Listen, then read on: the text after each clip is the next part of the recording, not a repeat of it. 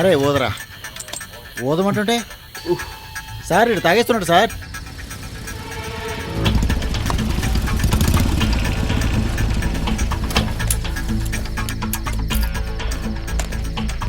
ఇలా చూడన్నా, కొంచెం సేపటి క్రితం మీ షాప్ నుంచి ఒకడు ఫోన్ చేశాడు.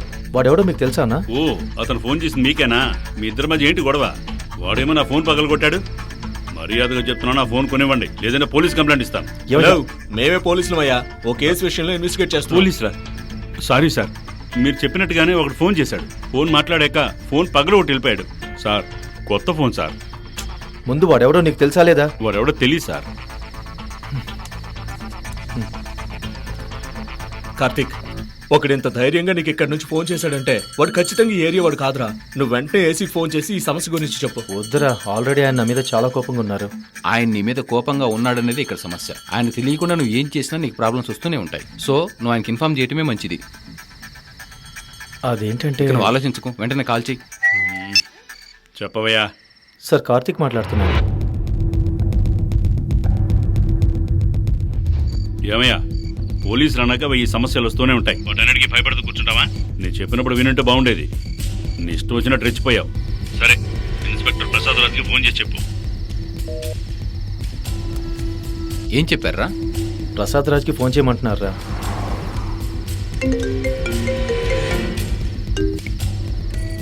ఏంటి కార్తీక్, నువ్వు మళ్ళీ మొదలుపెట్టావా? నువ్వు ఇంకా సస్పెండ్లోనే ఉన్నానన్న విషయం మర్చిపోవద్దు. ఈ కేసు విషయంగా ఏదైనా మాట్లాడాలంటే నువ్వు నాతోనే కదా మాట్లాడాలి. అసలు ఏసీతో మాట్లాడడం ఎందుకు? చేతికి దొరికిన వాడిని అరెస్ట్ చేయకుండా కాల్ చంపేశావు. ఇప్పుడు మార్చిలో ఆ బాడీ కూడా కనిపించట్లేదు. నేను కూడా అన్ని విధాలుగా ఇన్వెస్టిగేషన్ చేస్తున్నాను. ఎలాగైనా సరే 2-3 రోజులు ఆయన పట్టుకుంటాం. అంతవరకు వాడు కంట్లో పడకుండా మీరు హాస్పిటల్లో ఉండడమే సేఫ్టీ. కావాలంటే సెక్యూరిటీకి ఇద్దరు పోలీసులు పంపుతారు. భయపడకుండా జాగ్రత్తగా ఉండండి.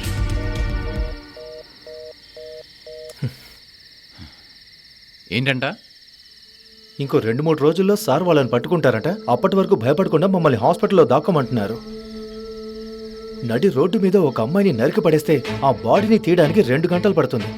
అదే కేసు ఏ స్టేషన్లో విచారించాలో నిర్ణయించడానికి 2 రోజులు పడుతుంది. సీసీటీవీ కెమెరాలో ఆ నరికిన వాడి మొహం కనిపించినా కానీ వాడిని పట్టుకోవడానికి 10 రోజులు పడుతుంది. వీటన్నింటికీ కారణం మొత్తం పోలీస్ డిపార్ట్మెంటే అని చెప్తుంది. కానీ నిజమైన కారణం ఇలాంటి వాళ్ళ వల్లే. అది కూడా ఇందులో ఎవరో తెలీదు, ఎంతమంది ఉంటారో తెలీదు, అసలు వాళ్ళు ఎలా ఉంటారో కూడా తెలీదు. ఇటువంటి పరిస్థితుల్లో 2 రోజులు కాదు, 2 నెలలైనా కానీ వీళ్ళు పట్టుకోలేరు. అందుకు కావాల్సినంత టైం కూడా లేదు. మీకు ఎన్ని గంటలకు ఫోన్ కాల్ వచ్చింది సార్? ఇంచుమించు 9 o'clock.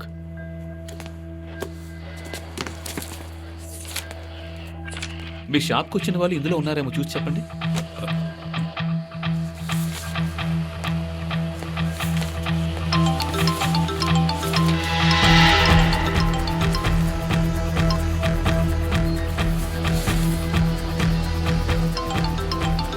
ఇటీవరా సార్ చూడు బాబు, బండి కోర్టుకెళ్ళిందంటే రావడానికి 1 వారం పడుతుంది.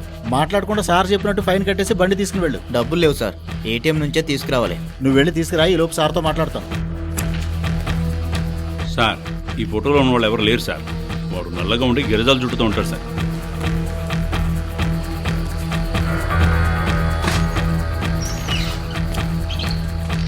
సరే, ఓకే. మీరు మళ్ళీ వాడిని చూస్తే నాకు కాల్ చేయండి. అలాగే సార్. సరే, వెళ్ళొస్తాను సార్.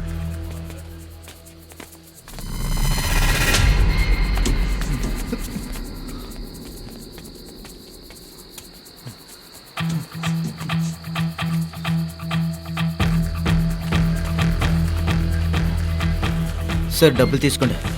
సార్ బైక్ కేసు ఇవ్వండి. రేపు పొద్దున్నే వచ్చి రిసీప్ట్ తీసుకుని వెళ్ళు. సరే, ఇదిగో.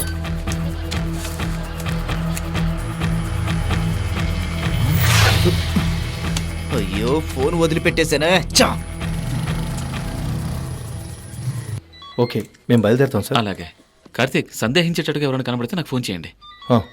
కానిస్టేబుల్ ఫైల్ తీసుకురా.